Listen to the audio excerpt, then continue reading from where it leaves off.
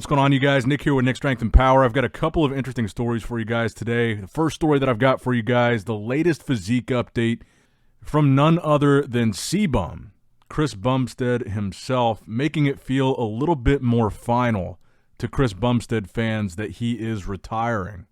Although he still looks really impressive in this update. I mean, he's Chris Bumstead. He's not going to not look impressive, but he does look significantly downsized. He looks like he's certainly in that phase of cycling off everything and focusing on his health. I know there's a lot of fans still holding on to hope that Chris might still compete someday, might still make a comeback, and Chris has even said himself, never say never. But at least in the immediate future, this physique update, the post about his family, it certainly seems like we're not going to be seeing Chris Bumstead back on stage anytime soon. And maybe we never will, but I think it will be interesting to kind of see this process with Chris as he transitions out of being the classic physique standard, 6-time Mr. Olympia, into just being a dad and focusing on his family, focusing on his health. I think it'll be interesting to see the transition from Olympia champ to just maybe like a role model Chris Bumstead and what that looks like. Because even if he prioritizes health and he cycles off most everything, I still feel like Chris is going to have a pretty desirable physique. I feel like he's still going to inspire a lot of people. Even if he's not competing, even if he's not on stage as Mr. Olympia, I feel like whatever physique, I mean, he's still going to train. But I am curious to see what that looks like for Chris going forward. And I'm also curious to see what the impact is going to look like as far as the loss being felt in the classic physique division the first year of Chris's absence. Because the impact of his presence was undeniable. I mean, he's got 26 million followers on Instagram alone. And it's just undeniable that brought a significant amount of eyeballs, a significant amount of interest and popularity to classic physique. And I'm very curious who is going to be the guy to step in and fill his shoes. And I guess the other part of that would be, can his shoes be filled? Will classic physique maintain the trajectory that Chris set that division on as far as popularity? Because a lot of these guys, Ramon and Urs and Wesley, they do have a lot of followers. But if we're being honest, Chris was kind of in a league of his own when it came to his status in classic physique. And I feel like a lot of the popularity of that division is directly attributed to him. And I think it's a valid question to wonder if classic physique going forward without Chris will maintain the same level of popularity that it had with Chris. And how noticeable will his absence be? Because I think it will be felt significantly the first year at the Olympia without Chris. But let me know what you guys think in the comments down below, both about Chris's current physique. What do you think it's going to look like for his physique going forward? And what do you think the classic physique division in the absence of Chris is going to look like as well? Now, next up in the news, I thought this was pretty cool. I saw this post by Martin Fitzwater where he wrote down his goals for 2025. Now, obviously, Martin has had a tremendously successful 2024, one of the best Olympia debuts we've seen in recent history, placing top 4 at his first Open Olympia ever.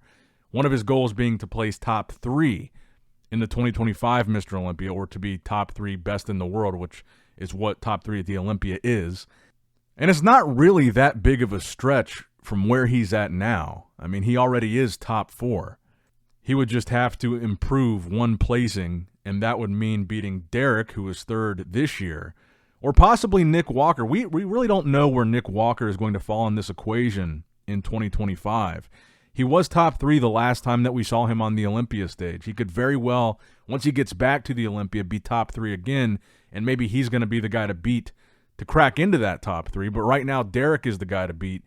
Could Martin beat Derek? I don't think that's something that's entirely impossible. And the same with, could Martin beat Nick? If Nick ends up being a top 3 guy in 2025, we've already seen Martin and Nick go head-to-head and have it be very close. And we're going to get to see that again before the Olympia this year in Pittsburgh, which Martin also mentions in his goals for 2025, that he wants to be the 2025 Mr. Pittsburgh champ. And I think that's another goal that's certainly attainable for him. And we're going to get a little bit of a taste of what it's going to look like at the Olympia between Nick and Martin early at the Pittsburgh show. And by the way, I just saw an announcement today that they're giving away $50,000 of prize money for Classic Physique in Pittsburgh. I believe that was $25,000 for first. So certainly one of the bigger Classic Physique prize money purses out there right now. And I think for Men's Open it was $30,000 just for first. So they're giving away a good chunk of change at the Pittsburgh show. And I expect to see a lot of the top pros show up. I talked about this in the last video. But I think because it's the Manions, because it's their first year having a pro division, as opposed to the giant guest posing, I think it's going to be a really big, really entertaining show. But as far as Martin goes and Martin's 2025 goals, I'm very optimistic for the future of Martin. And he certainly seems like he's the guy that could be the next big thing. So what do you guys think in the comments down below? Do you think he could be top 3 best in the world, top 3 at the Olympia in 2025? Or will it be one of these other new guys?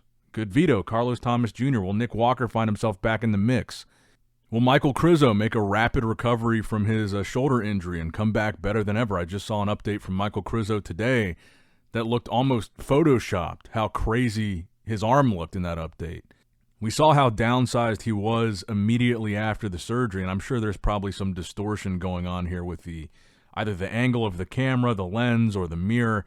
I don't think Krizo photoshops his pictures, but he looks like he's certainly back to bursting full 3D crazy freak Michael Krizo. It doesn't seem like that surgery really set him back much at all. So we also have that to look forward to. And next up in the news, we also got some more physique updates from William Bonac. And again, we are now inside of 8 weeks out from the 2025 Arnold Classic. It feels weird saying 2025 now, but we're here, and the countdown begins.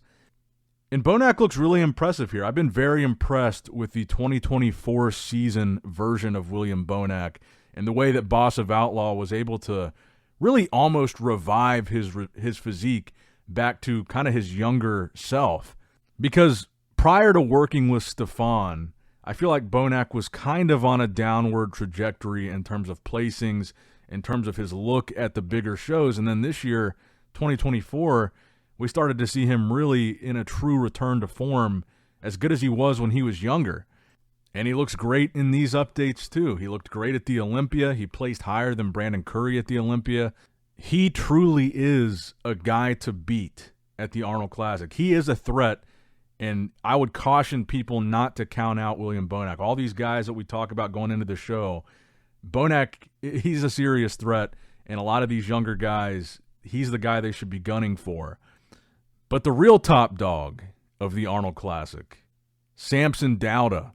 We got another physique update from him at 8 weeks out, showing off his back, but also showing off his hamstrings, his glutes, the lower body looking deep, carved out, separated, a really good version of Samson Dauda. And also, I wanted to mention this as I was watching this posing video.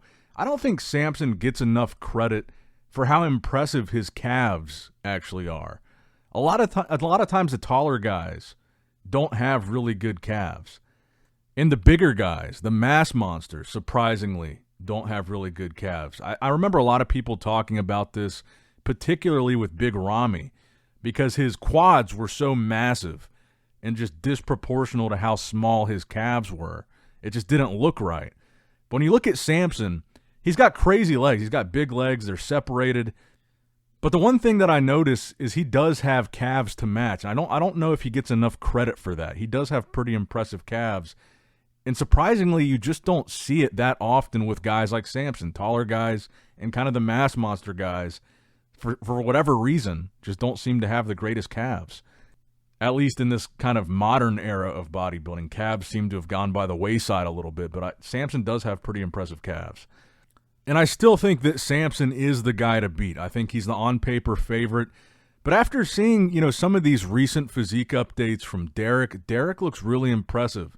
Carlos Thomas Jr. looks great. He looks hungry. William Bonac, the update that we just talked about, his Olympia placing. He's dangerous. He's good. I thought, my initial suspicion with Samson was that as the reigning Mr. Olympia, this might be a little bit of a walk in the park for him without Hottie being there. But these guys, they're hungry. And we're seeing some really impressive physique updates of guys that I think will be difficult to fend off. But I still think if I were to bet money on the Arnold Classic, I would bet on Samson.